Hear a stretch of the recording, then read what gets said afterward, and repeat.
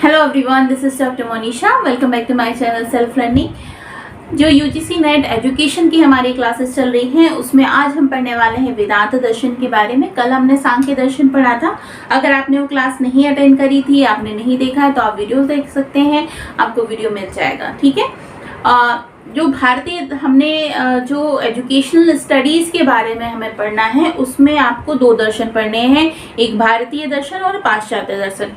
भारतीय दर्शन के अंतर्गत हमें पढ़ना है क्या? वेदांत दर्शन और सांख्य दर्शन। सांख्य दर्शन हमने कल पढ़ लिया है, आज हम पढ़ेंगे वेदांत दर्शन के बारे में। ठीक है। जैसे कि मैंने आपको पहले बताया था कि जो भारतीय दर्शन है इसको इसमें टोटल कितने दर्शन हैं? तो आपका सांख्य है, योग है, न्याय है, वैशेषिक है, पूर्व मीमांसा, उत्तर मीमांसा, और जो ये उत्तर मीमांसा है इसी को कहा जाता है वेदांत। ठीक है। कल हमने सांख्य दर्शन पढ़ लिया है जिसके प्रवर्तक आचार्य हैं कपिल। देखिए क्वेश्चन भले हमें सिर्फ सांख्य और वेदांत ही पढ़ना है, लेकिन आपको ये जरूर याद रखना है कि योग दर्शन के प्रवर्तक आचार्य हैं पतंजलि, न्याय दर्शन के गौतम, वैशेषिक दर्शन के कणाद, पूर्व मीमांसा के जैमिनी और उत्तर मीमांसा के बादरायण। ये आपको याद रखना है। ठीक है। चलिए अब हम पढ़ लेते हैं वेदांत दर्शन के बारे में कि वेदांत दर्शन आखिर क्या है। सांख्य दर्शन के बारे में कल हमने बात करी थी, जो कि सबसे प्राचीन दर्शन है। उसके बाद आता है वेदांत। अब वेदांत को अगर हम संधि विच्छेद करें तो कैसे आ जाता है? वेद प्लस अंत। ठीक है। तो कई लोग ये सोच लेते हैं कि वेदों का अंत हो गया मतलब इसको वेदांत कहते हैं। जी नहीं, वेदों का जो अंतिम भाग है उसे कहा जाता है वेदांत। मतलब वेदों के कई भाग हैं, जैसे वेद है, फिर उसके बाद उसमें संहिता होता है, संहिता के बाद ब्राह्मण, ब्राह्मण के बाद अरण्यक, अरण्यक के बाद उपनिषद और उपनिषद के बाद आता है वेदांत। ठीक है ना। और इसी को कहा जाता है उत्तर मीमांसा। तो वेदों के अंतिम भाग को वेदांत कहा जाता है, ये आपको याद रखना है। क्वेश्चन ये भी पूछा जा सकता है कि कितने वेद हैं टोटल? तो 4 वेद है। सबसे प्राचीन जो वेद है वो क्या है? ऋग्वेद है, दूसरा है सामवेद, तीसरा यजुर्वेद और चौथा है अथर्ववेद। ठीक है। ये जो ऋग्वेद है इसमें हमारे जो जितना भी संपूर्ण ज्ञान है ब्रह्म ज्ञान के बारे में, उसके डिटेल के बारे में बताया गया है। ठीक है। सामवेद जो है इसमें जितने भी मंत्र बताए गए हैं, मंत्रों को गाना, कविता और एक तरह से पोएट्री के फॉर्म में लिखा गया है सामवेद के अंतर्गत। यजुर्वेद के अंतर्गत क्या है? जितनी भी हमारे रिचुअल्स हैं, हमारी प्रथाएं हैं, जितना भी हम देखते हैं कि हमारे जो सनातन धर्म की बात जब हम बात करते हैं तो कितनी प्रथाएं की जाती हैं उसका पूरा डिटेल यजुर्वेद में है। और अथर्ववेद में जादू टोना इन सारी चीजों का डिटेल दिया गया है। ठीक है। और 2 प्रकार के दर्शन भी बताए गए हैं भारतीय दर्शन में। एक हो जाता है आस्तिक, दूसरा होता है नास्तिक। जो आस्तिक दर्शन क्या है? जो ये वेदों को मानता है।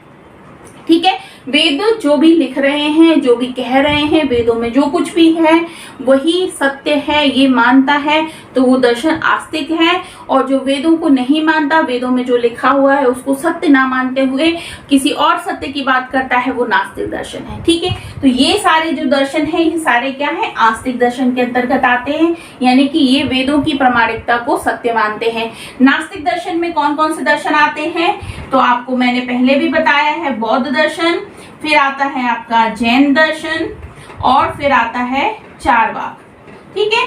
हमारे यूजीसी नेट के सिलेबस में हमको बौद्ध दर्शन और जैन दर्शन के बारे में पढ़ना है। ठीक है। तो कुल मिला के सांख्य दर्शन, वेदांत दर्शन, बौद्ध दर्शन और जैन दर्शन के बारे में हमें पढ़ना है।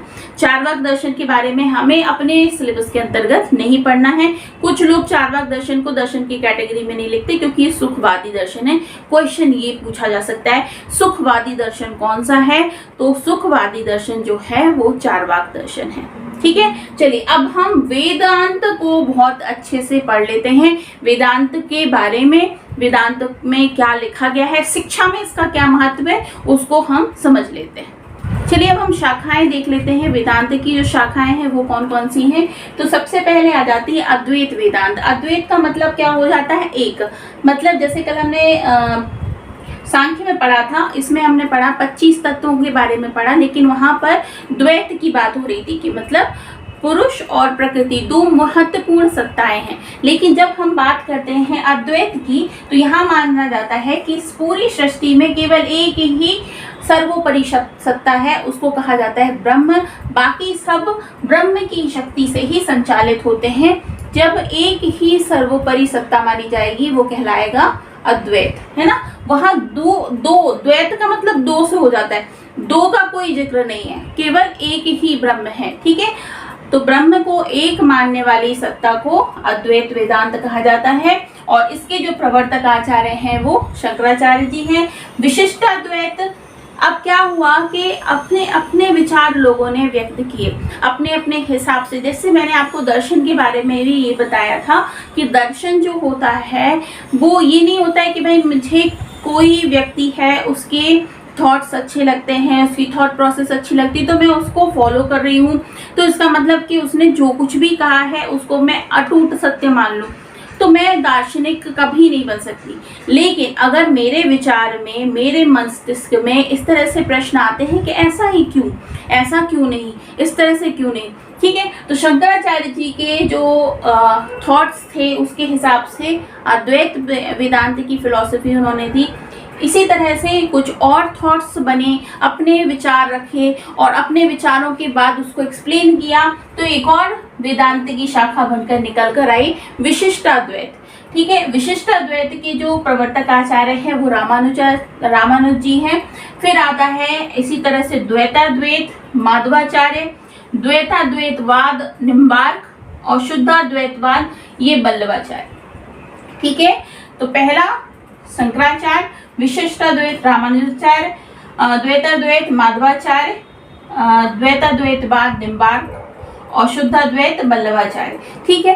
अब ये जो जितने भी महानुभाव हैं, जितने भी हमारे जिन्होंने इतने बड़े बड़े ग्रंथ लिखे हैं, इन्हें क्या करना होता था जब ये अपना इस तरह से अपना विचार सोचते थे, विचार रखते थे, उसके बाद उन्हें अपना भाष्य लिखना होता था।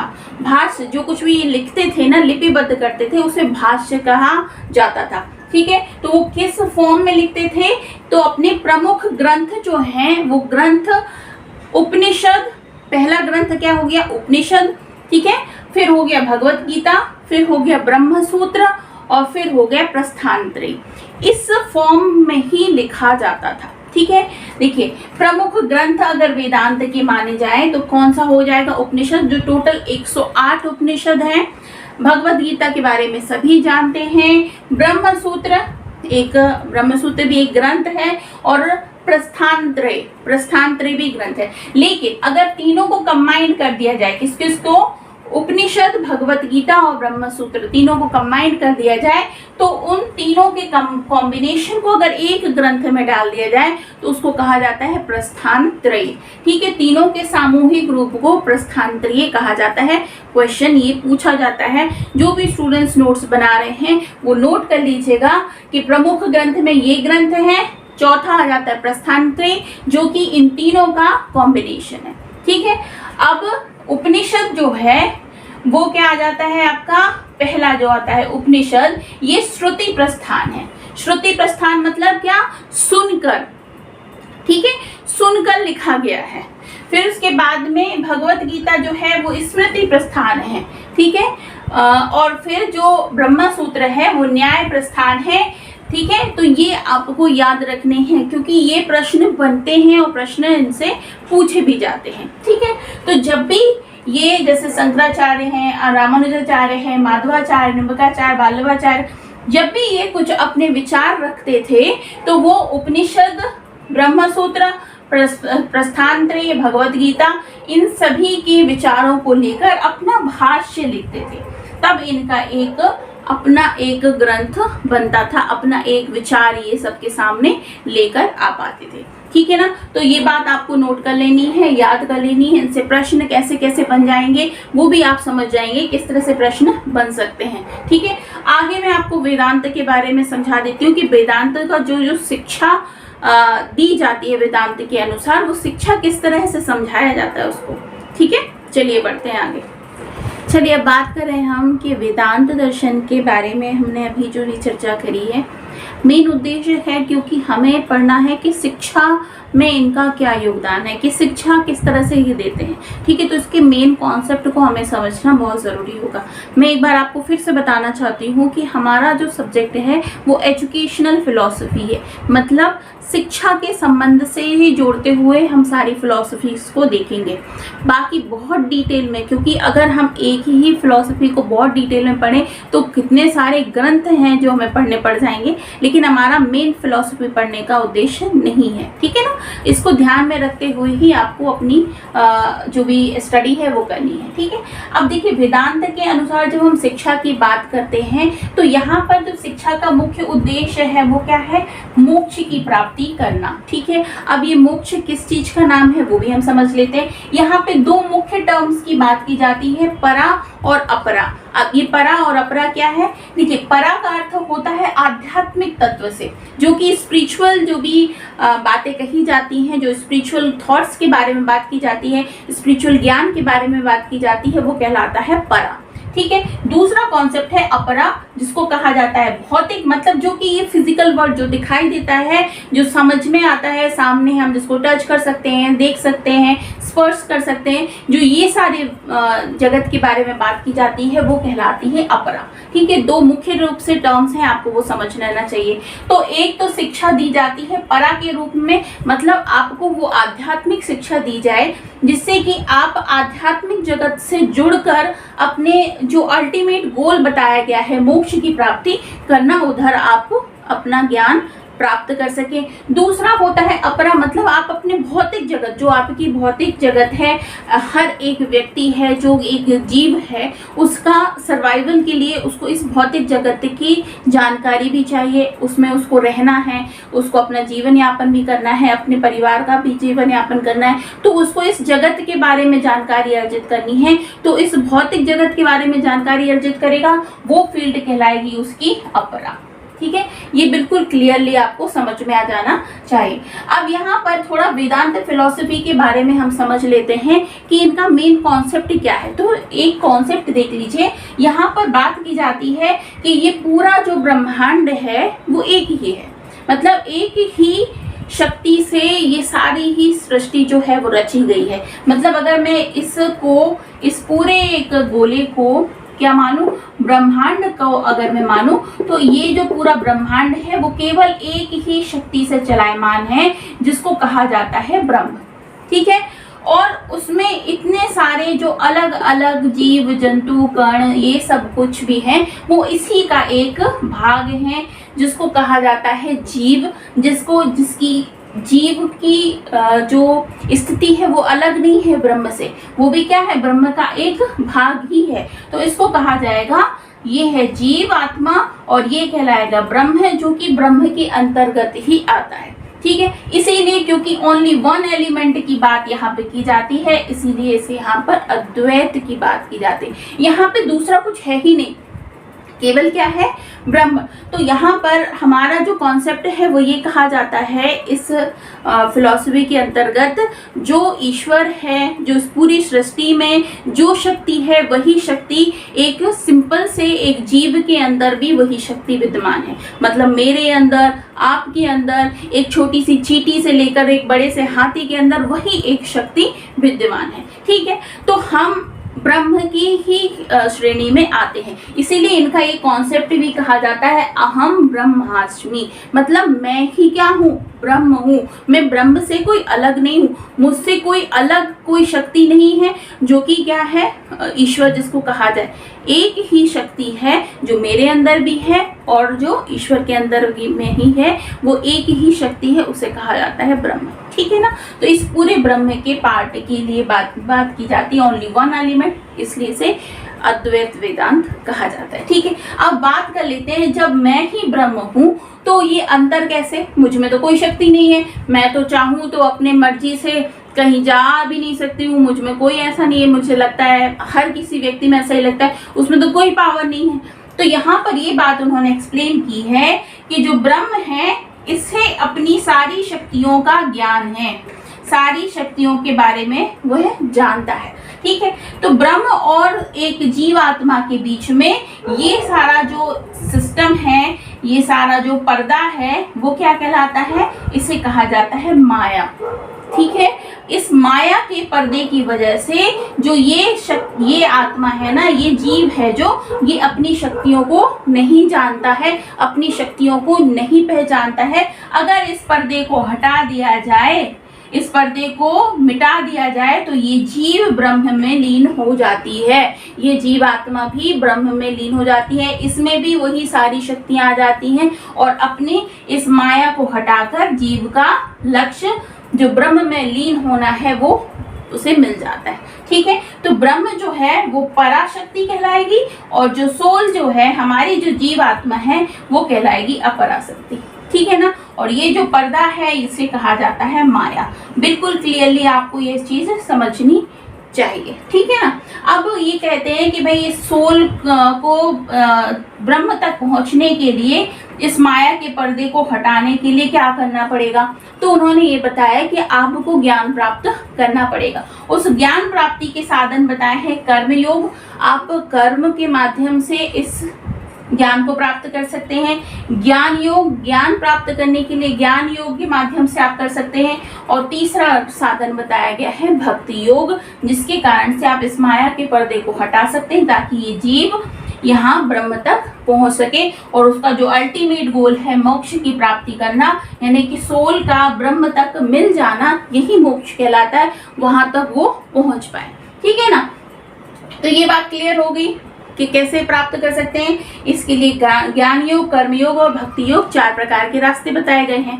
ठीक है, अब 4 प्रकार के रास्ते जो हैं इनको प्राप्त करने के लिए बताया कि भाई माया को हटाना कैसे, ऐसे तो नहीं है आप पॉसिबली आप हटा सकते। कुछ सामने कोई पर्दा दिख रहा है, आपने उसको काट दिया और पर्दा हट गया।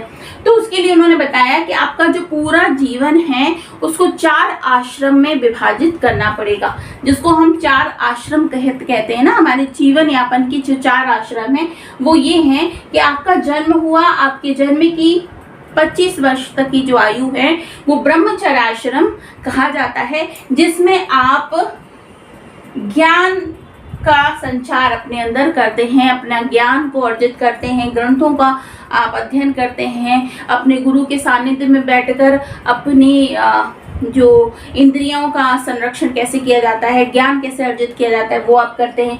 25 से 50 वर्ष का जो समय है वो है गृहस्थ आश्रम, जिसमें आपको कार्य करते हुए ही अपने जीवन को की सारी ही मतलब जो भौतिक जगत की जो कार्य होते हैं वो सारी करते हुए भी आपको अपने पथ पर अपनी नज़र जो है वो बना के रखनी पड़ती है। तो वहाँ आ जाता है आपका कर्म योग, फिर आ जाता है आपका वानप्रस्थ, जहाँ पर आप अपने ज्ञान को, भक्ति को आप बढ़ाएं। भक्ति योग के माध्यम से आप अपना वानप्रस्थ गमन करें, मतलब अब संसार से जुड़ी हुई जितनी भी भौतिक जो लोग हैं, आपके घर परिवार, आपकी धन दौलत संपत्ति, इन सब से आप हटें और अपना जो सारा का सारा फोकस है वो इन योग में लगाएं ताकि आप इस माया के पर्दे से मुक्ति पा सके। ठीक है, और उसके बाद जब आप 25 वर्ष का समय वानप्रस्थ में निकाल लेते हैं, तब 25 से 100 वर्ष, अधिकतम आयु अगर 100 वर्ष हो गई है तब, नहीं तो 75 से लेकर आखिरी जितना भी समय जीवन का है वो संन्यास का हो जाता है। मतलब उस वक्त आप किसी भी तरह से आसक्त नहीं होते, ना ही परिवार में, ना ही संसार में, ना ही किसी भी तरह के कोई भी लोभ लालच में आप आसक्त नहीं होगे। आप सब चीजों से विमुख होकर संन्यास ले लेते हैं और मोक्ष की तैयारी करते हैं। ठीक है, तो इस माया के पर्दे को हटाने के लिए ये सारे आश्रमों के विचार बताए गए हैं कि इस तरह से आप अपना कार्य कर सकते हैं। ठीक है, अब बात कर लेते हैं यहाँ पर कुछ और जो दर्शन है, वेदांत दर्शन है, उसमें कहीं कहीं अद्वैत की बात कही जाएगी, कहीं द्वैत की बात कही जाएगी, कहीं बहुदेव की बात कही जाएगी। तो उनको क्या कहा जाता है। ठीक है, तो बहुदेववाद, ये क्या होता है बहुदेववाद। जैसे आपने देखा होगा कि हमारी जो परंपरा है, जैसे कि 4 दर्शन में से जो तीसरा दर्शन था, 4 वेदों में से जो तीसरा वेद था उसमें बताया गया प्रथाओं के बारे में। तो ये प्रथाएं होती हैं कि ईश्वर, हमारे 2 जगत है, अपरा जगत यानी कि भौतिक जगत। भौतिक जगत में अगर आपको जीवन यापन करना है तो आपको खाना चाहिए, पानी चाहिए, सर्वाइवल के लिए आपको शैडो भी चाहिए, आपको अपनी जीवन यापन के लिए धन भी चाहिए, हर तरह की चीज़ें चाहिए। ठीक है, तो हमारे यहाँ पर ये कहा गया है कि बहुदेववाद, बहुदेववाद में क्या हो जाएगा, अगर आपकी प्यास बुझ रही है किससे, पानी से, तो जो पानी का सोर्स होगा, जल का जो सोर्स होगा, वो आपके जीवन के लिए जीवन दायिनी का कार्य करेगा। तो जल को भी हमने क्या मानना, देवता। वायु बहुत जरूरी है। अगर 1 सेकंड के लिए भी मैं आपकी नाक बंद कर दूं तो आप सांस नहीं ले सकते हैं, तो कहाँ मोक्ष हो, कहाँ अध्यात्म, सब कुछ खत्म हो जाएगा। तो हमें जो सांस मिलती है वो किससे मिलती है, वायु से मिलती है। वायु के बिना तो सर्वाइवल है ही नहीं, तो वायु को भी हमने क्या मान लिया, देव मान लिया। हमें पहाड़ों से वर्षा होती है तो हमने पहाड़ों को भी क्या माना, देव माना। हमने हमारे जो पृथ्वी है हमें अन्न देती है, अन्न से हमारा पेट भरता है, जिसके कारण से हमारी जो ये शरीर रूपी जर्नी है वो चलती रहती है, चलायमान रहती है। तो पृथ्वी को भी हमने क्या माना, देवी माना। तो यहाँ पर जिस भी इस सृष्टि में जिससे भी हमें सूर्य को देवता माना, क्योंकि सूर्य से हमें ऊर्जा मिलती है, जिससे भी हमें एनर्जी प्राप्त हो रही है, उन सभी को हम किसकी श्रेणी में रखते हैं, देव की श्रेणी में रखते हैं। इसलिए इस प्रथा को बहुदेववाद कहा जाता है। तो इसको पॉलिथिज्म कहा जाता है, बहुदेववाद। क्लियर, बहुदेववाद किसे कहा जाता है। इसके बाद में एक ईश्वरवाद किसे कहा जाता है, जिसको मोनोथिज्म कहा जाता है। एक ईश्वरवाद यहाँ पर ही आ जाता है आपका कि एक ही ईश्वर है। कई सारे परंपराएं हैं जिसमें केवल एक ही ईश्वर की बात की जाती है और किसी भी अन्य को हम ईश्वर की कैटेगरी में नहीं रखते हैं। केवल एक ईश्वर है, उसी की शक्ति से ये पूरे संसार चल रहा है, उसी की वर्शिप की जाती है, उसी की पूजा की जाती है। तो उस एक थॉट को क्या कहा जाता है, मोनिथिज्म कहा जाता है। और अद्वैत वेदांत जिसको मोनिज्म कहा जाता है, इसमें ये कहा जाता है कि इस पूरे ब्रह्मांड में एक ही तत्व है, केवल एक ही तत्व है, वही ईश्वर है, वही मेरे अंदर है, वही जानवर के अंदर है, वही एक मच्छर के अंदर है, वही एक हाथी के अंदर है, सिर्फ एक ही तत्व है, वो कहलाता है ब्रह्म, जिसको कहलाया जाता है अद्वैत वेदांत। क्लियर। तो अलग अलग थॉट्स हैं, अलग अलग थॉट्स के अलग अलग नाम लिए गए हैं। अद्वैत वेदांत में क्योंकि एक ही सत्ता को सर्वोपरि माना जाता है और वही सत्ता एक जीव में भी होती है, इसलिए अहम ब्रह्मास्मि इसका मुख्य वाक्य भी कहा जाता है। ठीक है, अहम ब्रह्मास्मि, मैं ही ब्रह्म हूँ। अगर मैं माया के पर्दे को हटा लूँ तो मुझे भी मोक्ष का अनुभव होगा, मुझे भी वो शक्तियाँ प्राप्त होंगी जिन शक्तियों के बारे में ये कहा जाता है वो ब्रह्म पर होती, ब्रह्म के पास होती। ठीक है ना। तो ये कॉन्सेप्ट्स हैं जिनको समझना है। मैं आपको फिर से कहूँगी कि क्या सत्य है क्या असत्य है इसके चक्कर में मत पड़िए। जिसने जिस तरह से कहते हैं ना, जिसने जैसी मूर्त देखी उसने वैसी कल्पना करी। यहाँ पर तो ये बात होती है, जैसे मैं कहूँ मेरे घर में मुझे खट्टा पसंद आता है, नमकीन पसंद आता है, तो मेरे लिए वही स्वाद है। ठीक है, लेकिन मेरे घर में दूसरे व्यक्ति हैं, उनको मीठा पसंद आता है, उनके लिए वही स्वाद है। तो लेकिन खट्टा अपने आप में एक तत्व है, नमकीन अपने आप में एक तत्व है और मीठा अपने आप में तत्व है। डिपेंड करता है मैंने क्या समझा तो उसको एक्सप्लेन कर दिया, उन्होंने क्या समझा उन्होंने उसको एक्सप्लेन कर लिया।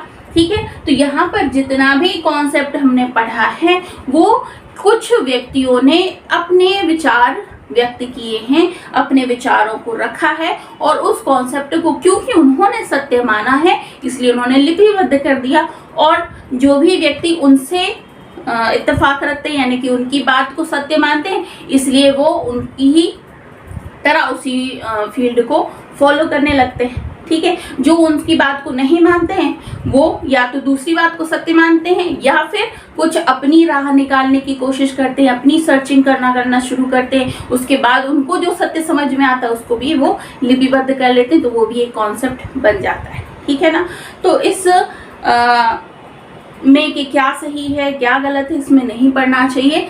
जो भी है हमें वो समझना चाहिए और उस समझने के बाद आपको आपकी बौद्धिक स्तर पर, आपकी बुद्धिमत्ता के स्तर पे, आपके तर्कों के स्तर पे क्या सत्य लग रहा है उस चीज को आपको फॉलो करना चाहिए, लेकिन अंधे रूप से उसको भी फॉलो नहीं करना चाहिए, क्योंकि जैसे जैसे आपका जीवन बढ़ता जाता है, आपके एक्सपीरियंसेस बढ़ते जाते हैं, वैसे वैसे ही आपके कॉन्सेप्ट भी रिफाइंड होते जाते हैं। ठीक है, तो जो आज से 7 साल पहले, 8 साल पहले आप कुछ भी कॉन्सेप्ट को समझ रहे थे, वो आज आपको उस पर हंसी आती है। ऐसे ही अगर आज आप किसी कॉन्सेप्ट को सत्य समझ रहे हैं, अपने आप को और रिफाइन करेंगे और पॉलिश करेंगे, तो हो सकता है कल कुछ और भी आपको सत्य लगने लगे। आज जो आप समझ रहे हैं उसे आप गलत मानने लगे, है ना। तो ये एक साइकिल है जो लगातार चलती रहती है, इसी को जीवन कहा जाता है। इसी को ये कहा जाता है कि ये सोल जो है ये ब्रह्म में मिलती है, जो माया का पर्दा धीरे धीरे हटता जाता है और उसके जो सामने की पिक्चर्स हैं वो क्लियर होती जाती हैं। ठीक है ना, तो ये था कॉन्सेप्ट। अब हम कल इस क्लास को यही फिनिश करते हैं। कल हम ये पढ़ेंगे कि जो अद्वैत वेदांत है, विशिष्टाद्वैत है, द्वैताद्वैत है, इनके जो प्रवर्तक आचार्य हैं, इनके समय काल क्या क्या रहे हैं, ताकि उनको हम और डिटेल में उनके क्वेश्चंस क्या क्या बन सकते हैं उसके बारे में समझ सके। ठीक है, आज की क्लास आपको कैसी लगी, अच्छी लगी हो, जाते जाते लाइक कर देना, शेयर कर देना, और अगर ठीक ठाक पढ़ाई लग रही हो तो जो भी आपके फ्रेंड्स हों उनको भी हमारे साथ में जोड़ें। ठीक है ना, और अगर अभी तक आप हमारे सदस्य नहीं बने हैं तो आप बन जाइएगा। आपको फ़ोन नंबर जो है वो डिस्क्रिप्शन बॉक्स में मिल जाएगा, उस नंबर पे आप मुझे मैसेज कर दीजिएगा। टेलीग्राम चैनल को ज्वाइन कर लीजिएगा, ये PDF आपको वहीं पर मिल जाएगा। और टेलीग्राम चैनल से आप जब ज्वाइन हो जाएंगे और आप मेरे ग्रुप में ऐड हो जाएंगे, तो और भी जो भी फर्दर आपको इन्फॉर्मेशन देना पड़ती है, चाहिए होती है देना, मुझे लगता है कि आप तक कन्वे की जाए तो वो डायरेक्टली आप तक पहुँच जाएगी। ठीक है, तो चलो करते हैं इस क्लास को ये फिनिश। कल फिर मिलते हैं, अपना बहुत ख्याल रखिए। This is Monisha signing off, bye bye.